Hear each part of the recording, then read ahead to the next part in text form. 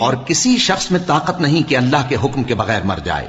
اس نے موت کا وقت مقرر کر کے لکھ رکھا ہے، اور جو شخص دنیا میں اپنے اعمال کا بدلہ چاہے اس کو ہم یہیں بدلہ دے دیں گے، اور جو آخرت میں طالب ثواب ہو اس کو وہاں اجر عطا کریں گے، اور ہم شکر گزاروں کو عنقریب بہت اچھا صلہ دیں گے. اور بہت سے نبی ہوئے ہیں جن کے ساتھ ہو کر اکثر اہل اللہ دشمنوں سے لڑے ہیں، تو جو مصیبتیں ان پر اللہ کی راہ میں واقع ہوئیں ان کے سبب انہوں نے نہ تو ہمت ہاری اور نہ بزدلی کی، نہ کافروں سے دبے. اور اللہ استقلال رکھنے والوں کو دوست رکھتا ہے. اور اس حالت میں ان کے منہ سے کوئی بات نکلتی تو یہی کہ اے پروردگار، ہمارے گناہ اور زیادتیاں جو ہم اپنے کاموں میں کرتے رہے ہیں معاف فرما، اور ہم کو ثابت قدم رکھ اور کافروں پر فتح عنایت کر.